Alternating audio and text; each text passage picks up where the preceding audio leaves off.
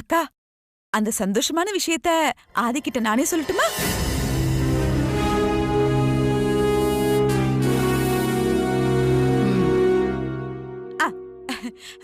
அது வேற ஒண்ணும் இல்ல ஆதி. உன் பிறந்த நாள் அன்னைக்கு உனக்கும் பார்வதிக்கும் கல்யாணம்.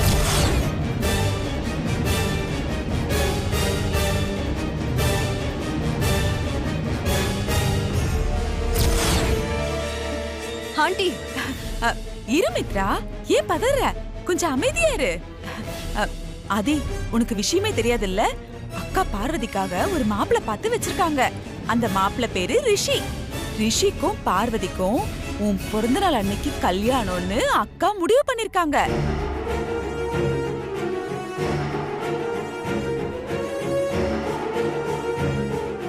அது மட்டும் இல்ல ஆதி, அதே உன் பிறந்த நாள் அன்னைக்கு உனக்கும் மித்ராவுக்கும் கல்யாணம். எப்படி? இதத்தான் நான் உனக்கும் பார்வதிக்கும் கல்யாணம்னு சொன்னேன். இப்ப புரிஞ்சுதா எல்லாருக்கும்? ஆதி, இந்த வருஷம் உன் பிறந்த நாளுக்கு நீ கேக் மட்டும் கட் பண்ண போறதில்ல, மித்ரா கழுத்துல தாலியும் கட்ட போற. டபுள் தமாக்கா. கேக்குறதுக்கே இவ்வளவு சந்தோஷமா இருக்குல்ல? இப்ப என் கல்யாணத்துக்கு என்ன அவசரம்? அவசரம் மட்டும் இல்ல ஆதி, அவசியமும் கூட. இல்லம்மா, நான் என்ன சொல்ல வரேன்?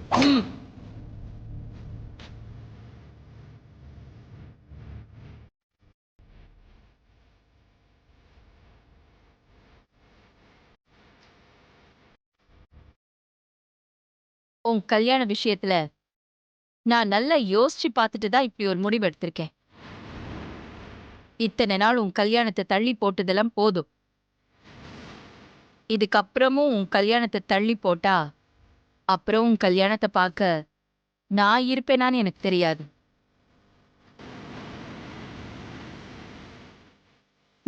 அப்படி போடு. இது என்னோட உறுதியான இறுதியான முடிவு. இத நான் யாருக்காகவும் எதுக்காகவும் மாத்திக்க போறதில்லை. Super super.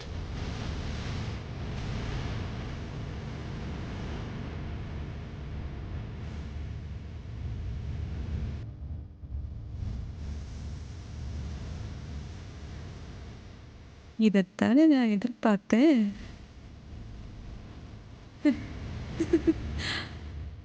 புக்கு கொடுத்து அசிங்கப்படுத்துற. இருக்கட்டும். தேங்க்ஸ் ஆதி, தேங்க்ஸ் தேங்க்ஸ். புக்குக்கு வா மித்ரா, போய் படிக்கலாம்.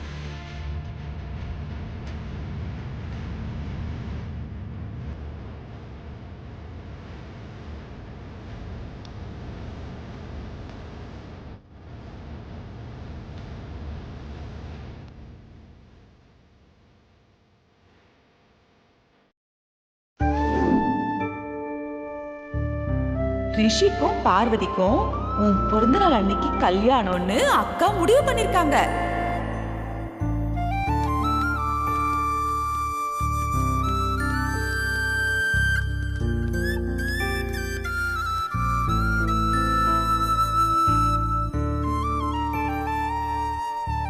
உன்னோட பர்த்டே அன்னைக்கு பார்வதிக்கு ரிஷிக்கு கல்யாணம்னு உன் அம்மா முடிவு பண்ணது சுந்தரத்தோட நிம்மதிக்காக கூட வச்சுக்கலாம். ஆனா அதே நாள்ல உனக்கும் மித்ராக்கு கல்யாணம்னு உன் அம்மா முடிவு பண்ணதுல ஏதோ ஒரு காரணம் இருக்காதே. அம்மா கிட்ட உன் கல்யாணத்தை பத்தி ஏதாவது பேசுவேன்னு எதிர்பார்த்துட்டு இருந்தேன் ப்ரோ. ஆனா எதுவுமே பேசாம இப்படி சைலண்டா வந்துட்ட. ஏன் ப்ரோ? ஏற்கனவே தன்னோட கல்யாண ஏற்பாட்டை நினைச்சு பயந்துட்டு இருக்கிற பார்வதி, மித்ராவுக்கும் உங்களுக்கும் அதே தேதியில கல்யாணம்னு ஆண்டி சொன்னதை நினைச்சு ரொம்ப பயந்து போயிருக்கா ஆதி. இப்ப நீங்க ஆண்டி கிட்ட அது விஷயமா மறுப்பு எதுவும் சொல்லாம அமைதியா வந்தது தெரிஞ்சா பார்வதியோட பயம் இன்னும் அதிகமாகுமே ஆதி. உன் அம்மா சென்டிமெண்டா பேசி உன் வாயை அடைச்சிட்டான்னு நினைக்கிறேன். அதனாலதான் நீ உன் அம்மா கிட்ட எதுவும் பேசாம வந்துட்டியா ஆதி? எனக்கும் பார்வதிக்குமான உறவு பத்தி எதுவும் தெரியாம தான் அம்மா பார்வதியோட கல்யாணத்தை முடிவு பண்ணியிருக்காங்க.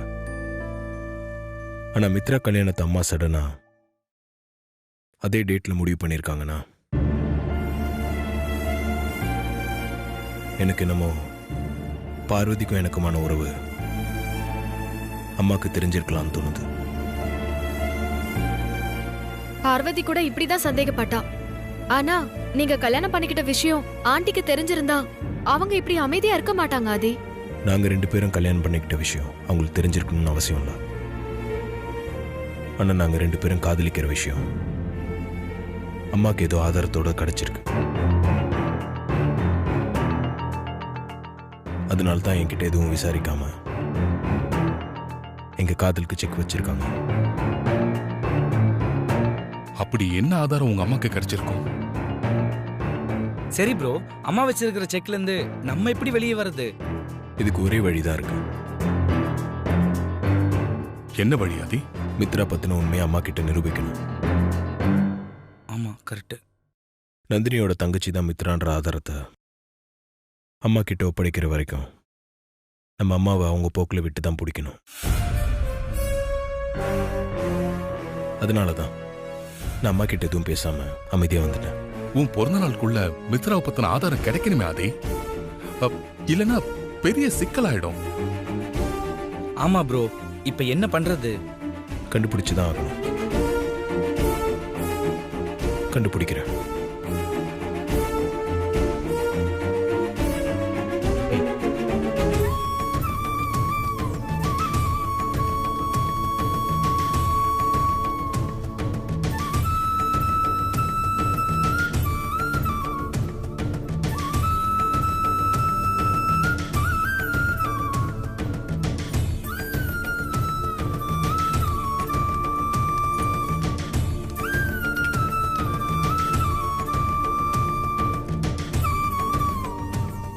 அகிலா, சொல்லுங்க. நான் உங்ககிட்ட கொஞ்சம் பேசணும். பேசுங்க. ஆதி மித்ரா கல்யாண விஷயமா உங்ககிட்ட கொஞ்சம் பேசணும். ஆதி மித்ரா கல்யாண விஷயமா நீங்க ஏற்கனவே என்கிட்ட பேசிட்டீங்க. அதுக்கு நான் ஆதியோட பர்த்டே வரைக்கும் வெயிட் பண்ணுங்க, எல்லாத்துக்கும் விட கிடைக்கும்னு சொல்லிட்டேன். இப்போ மறுபடியும் அதை பத்தி என்ன பேச போறீங்க? ஆதியோட கல்யாண ஏற்பாட பத்தி நீ அவங்கிட்ட சொல்லும்போது இந்த கல்யாணத்துக்கு இப்ப என்ன அவசரம்னு ஆதி கேட்டானே, அத பத்தி நீ என்ன நினைக்கிற? அதுக்கு நான் அப்பவே ஆதி கிட்ட பதில் சொன்னேனே, அத நீங்க கவனிக்கலையா? கவனிச்சேன். ஆனா ஆதி கேட்ட கேள்வியிலிருந்து இந்த கல்யாணத்துல அவனுக்கு விருப்பம் இல்லாத மாதிரி எனக்கு தோணுச்சு. உனக்கு அப்படி எதுவும் தோணலையா? ஏன் இந்த அவசர ஏற்பாடுன்னு ஆதி கேட்டதுல இப்படி ஒரு அர்த்தம் இருக்கிறதா எனக்கு தோணலைங்க. இத்தனை நாளா வெளிநாட்டுல இருந்துட்டு வந்த ஆதி கிட்ட திடீர்னு கல்யாண ஏற்பாட்டை பத்தி சொன்னா அவனுக்கு அது ஒரு எதிர்பார்க்காத விஷயமா இருந்திருக்கும்.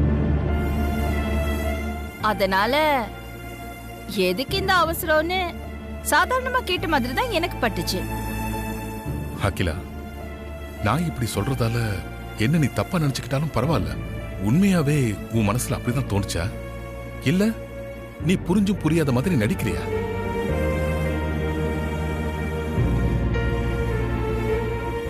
எந்த ஒரு விஷயத்திலையும் நீ எடுக்கிற எந்த முடிவுக்கும் சரின்னு சொல்லி தலையாட்டுற ஆதி மித்ரா கல்யாண விஷயத்துல எதுக்கு இந்த அவசரம்னு கேட்டது அவனுக்கே மித்ராவை கல்யாணம் பண்ணிக்க விருப்பம் இல்லைங்கிறத உன்கிட்ட நேருக்கு நேரா சொல்ல முடியாம தான் இப்படி மறைமுகமா சொல்லியிருக்கான்.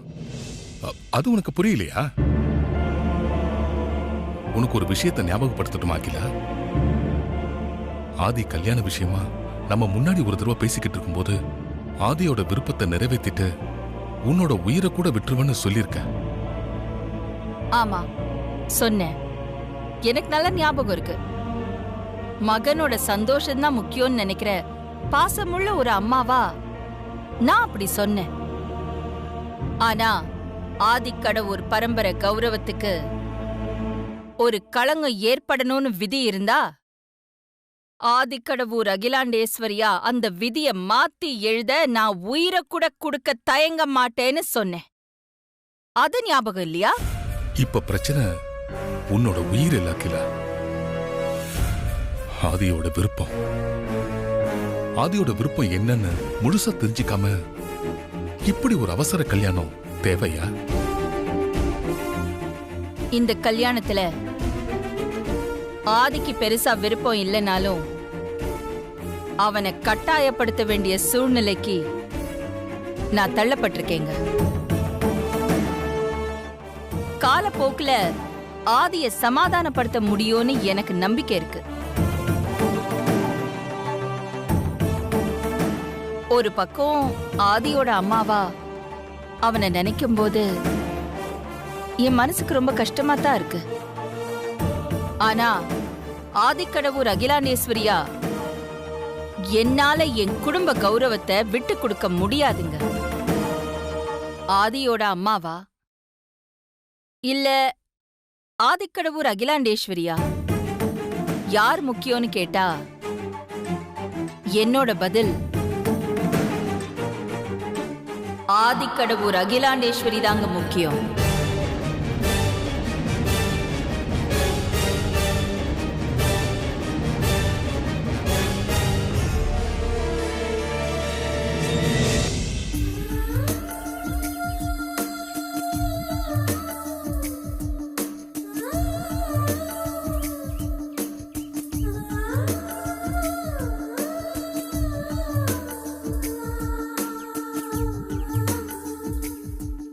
பார்வதி,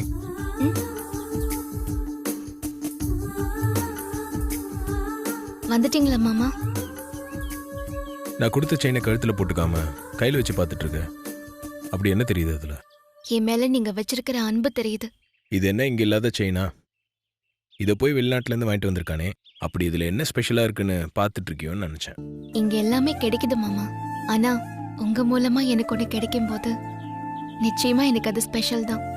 ஆனாலும் உங்ககிட்ட இருந்து இந்த செயினை வாங்கிக்கும் போது நான் சந்தோஷமா இல்ல மாமா.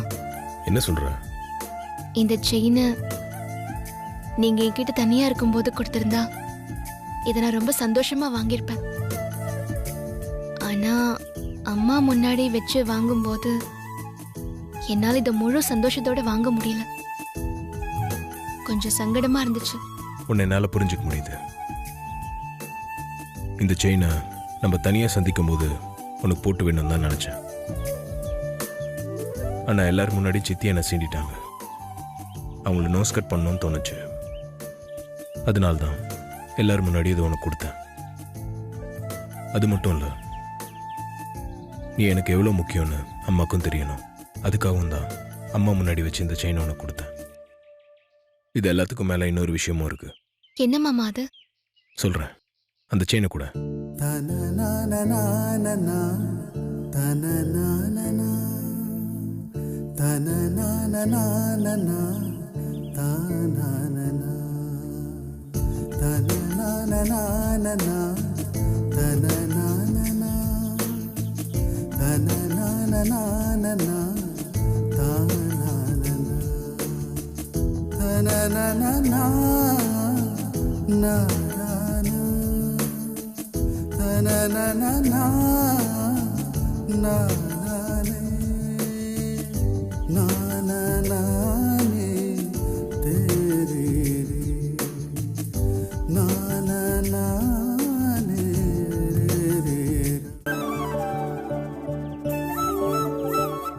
இந்த நிமிஷம் வரைக்கும் நான் உன் கழுத்துல கட்டின தாலிய நீ யாரு கண்ணிலையும் படாம மறைச்சு வச்சுட்டு தானே வாழ்ந்துட்டு இருக்க.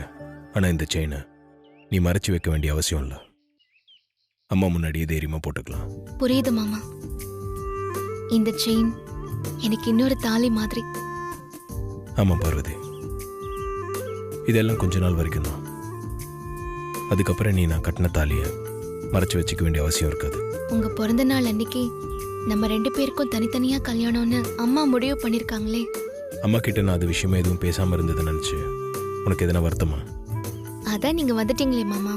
இனிமே நான் எதுக்காக அதை நினைச்சு வருத்தப்படணும்? கல்யாண விஷயமா நீங்க அம்மா கிட்ட எதுவுமே பேசாம இருக்கும் போதே உங்க மனசுல வேற ஏதோ திட்டம் இருக்குன்னு நான் புரிஞ்சுக்கிட்டேன் மாமா. அதனால எந்த கல்யாணத்தை பத்தியும் எனக்கு எந்த கவலையும் இல்லை.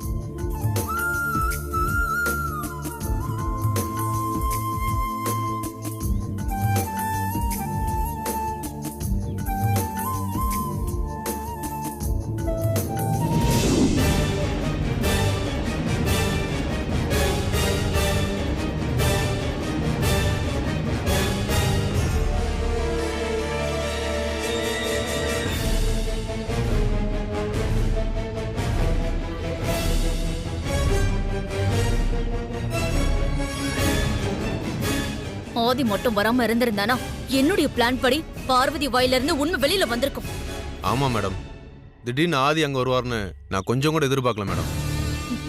பார்வதிக்கு ஒண்ணுனா அவளை காப்பாத்த ஆபத் பாண்டவன் மாதிரி ஆதி வந்து நிப்பான்னு எனக்கு தெரியும்.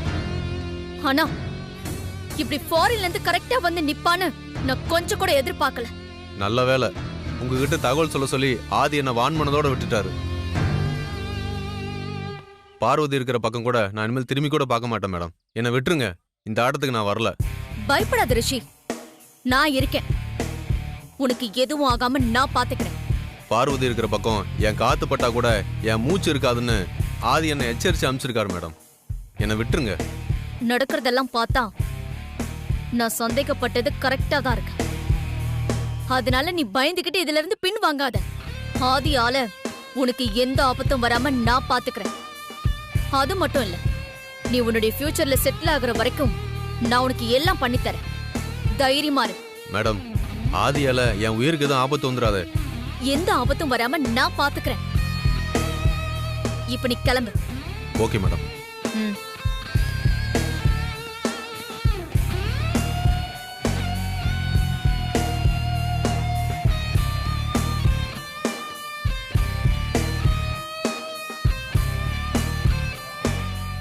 ஹாய் ரிஷி. வணக்கம் மேடம். வணக்கம். வரேன் மேடம்.